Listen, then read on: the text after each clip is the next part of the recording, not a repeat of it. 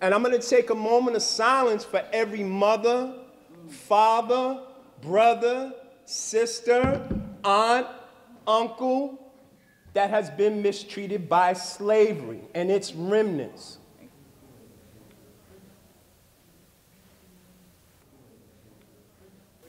An all too appropriate moment of silence began the assignment, Speak Your Truth, a day of testimony hosted by Boston Peoples Reparations Commission, or BPRC. The powerful day in Nubian Square honored Black lives lost and addressed the lasting effects of institutional racism. We're here this morning in Roxbury to continue the effort of educating the community about reparations. There were, in fact, thousands upon thousands of slaves who persisted in Boston. Some lost their lives. Their wages were stolen. This is a modern effort in 2024 to engage the community, particularly the Black community, around reparations. Began in some ways by the late Senator Bill Owens, who served this community. We believe that the people who are descendants of slaves and Black people more broadly deserve reparations, and we're pushing towards that effort. African drumming lent itself to powerful conversation where residents discussed the toll on a community wronged for centuries.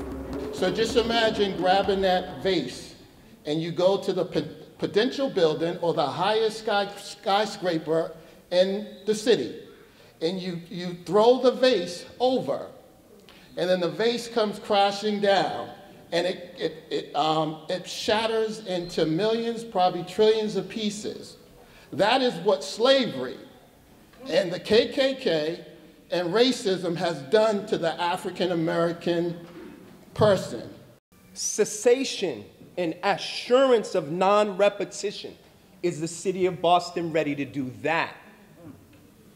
I don't need $15 million. I need you to stop the system.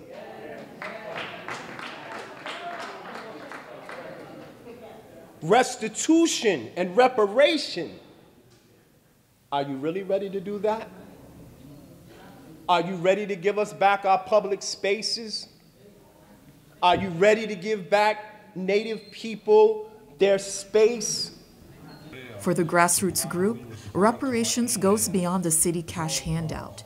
BPRC wants to dismantle a system that they say is based in white supremacy and continues to oppress Black Americans. It's really important for us when we're talking about the conversation about reparations is to think about repairing harm. And repairing harm is not just financial. It is social, emotional, spiritual. All of those things need to be a part of the conversation because we need to acknowledge the hurt and the trauma that exists in Black communities. And that is where we start. We start by affirming the hurt and the pain that exists, and then we can start talking about the work. But we all need to work together to get there. Reparations is owed to foundational Black Americans, American descendants of chattel slavery, American freedmen. There's a debt that needs to be given back to the descendants so that we can save our communities. Our health is waning. The education system is it does not compete with anybody around the world, and we are owed that thing that needs to be given to us right now, reparations now.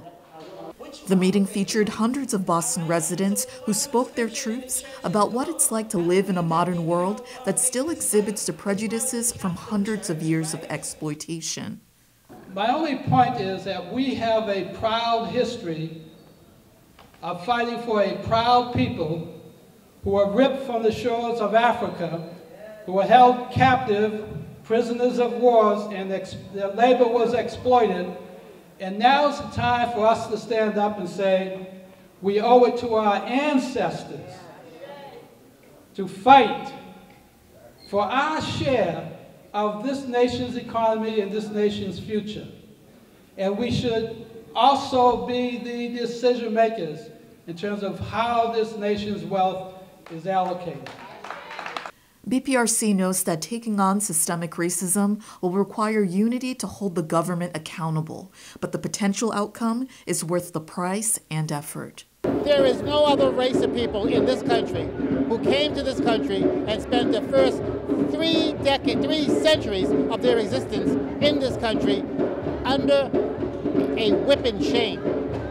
Slaves, animals, not even a real human being in the eyes of the quote-unquote laws of the land. It's just a miracle that somehow our people persevered through the torture and hell they went through. And then finally, in 1863, when the slaves, quote-unquote, were freed, another 100 years of not being able to vote, to go to school, to live where you want, put in neighborhoods that were at the bottom of the barrel when it came to crime, environmental measures. Those things still go on today. The question is not why should there be reparations. The question is why shouldn't there be reparations for people that have been enduring so much. With the help of reparations, BPRC leadership hopes to bring in a new wave of justice and equality through uplifting Black communities.